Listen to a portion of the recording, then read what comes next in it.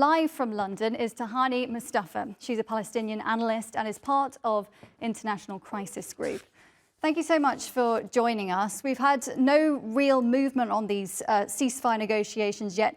It feels like it couldn't get more critical for Palestinians. What do you think will happen in the near future if an agreement isn't met soon? Well, I mean, things are just going to get more catastrophic. I mean, they already are right now. I don't think we actually have a concept that can capture the absolute sort of dire situation that Palestinians in both the north and the south are currently enduring, whether in humanitarian or even in terms of, in political terms. So it's understandable why you now have this Egyptian initiative, especially given the current onslaught in the north, where even experts are saying that this is probably the worst humanitarian catastrophe in modern history, especially in terms of the speed that we're seeing things develop at. But again, whether this will actually be able to come to fruition is, I think, something else entirely. And Tahani, what do you think needs to happen on both sides to make any sort of positive progress? It doesn't feel like any progress has been made on these negotiations for months and months now. What do you think needs to happen? What compromises need to be made on both sides? Well, look, Hamas have been they've been uncompromising in certain core demands, which is a full and total cessation of hostilities, a permanent ceasefire, and the full withdrawal of Israeli troops. That's something that they are completely unwilling to nudge, and that's not something outside the remits of international law in terms of what they're demanding. They have tried to be flexible in terms of the implementation process, in terms of language used in these ceasefire deals. However, where we have seen things failing is on the Israeli side, where even Israeli media are now reporting the numerous attempts by Netanyahu to effectively torpedo any attempt at a ceasefire. And the worst yet is that there's been absolutely no pressure from Israel's U.S. ally. The U.S., unfortunately, here is the one that has the most leverage of all of Israel's allies to actually pressure Israel into taking ceasefire talks seriously, into entering these talks in good faith. And they haven't yet done that. There have been no goalposts, there's been no red lines so far, there's been no pressure. Even after the assassination of Yahya Sinwar, supposedly the architect of the 7th of October, where we had Western media, including the US, boasting that this could pave the way for peace, you still had Netanyahu coming out and undermining those statements by claiming that, this war is going to be dragged on for years on end. So right now, it seems like really the pressure needs to come from Israel. And Tahani, in terms of Netanyahu rejecting proposals which are put forward, what do you fear is his potentially long-term plan? Why does he keep rejecting every proposal that's coming forward?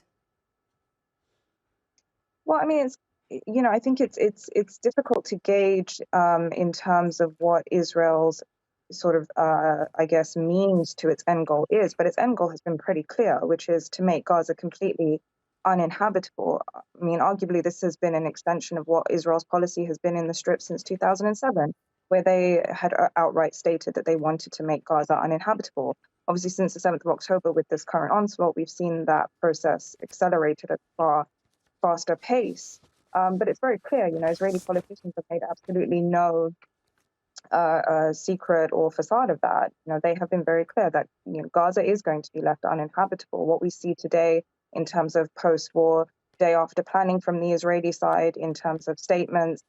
Just last week, you had the Likud party, the governing party, holding, an event with the settlement movement, resettlement aside. But it is very clear that they are trying to ensure that Israel's sense of security is never going to be threatened again. And to do that, that means that, we can never expect the reconstruction of Gaza. We can never expect a viable governing entity here. Ultimately, what we're seeing today is the kind of future that Israel has been espousing, advocating for, envisioning, which is a tent city in ruins, dependent on humanitarian aid for everything, and where we will continue to see these sort of clustered clashes in pockets where militants or resistance fighters continue to rise and push back.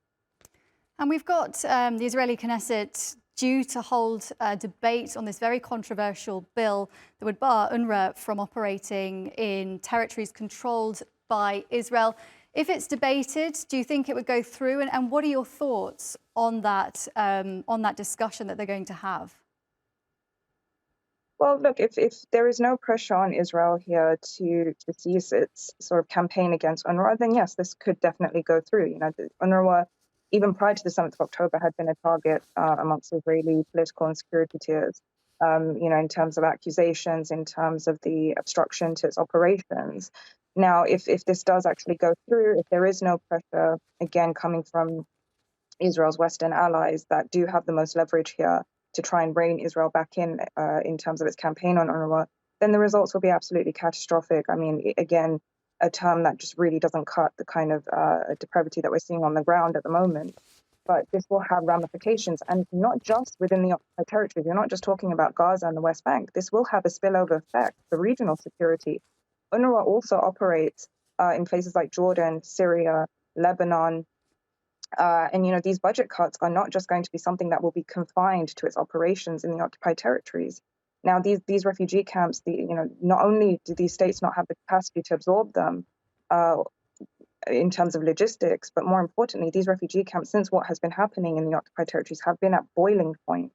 And now, if you're going to take away that buffer, which is the provision of social services, that could really translate into serious security and political costs, not only for the regimes surrounding the occupied territories, but I would say more, in terms of being able to actually plunge us into a potential regional war, which many states have been trying to avoid, but many of us have been warning of.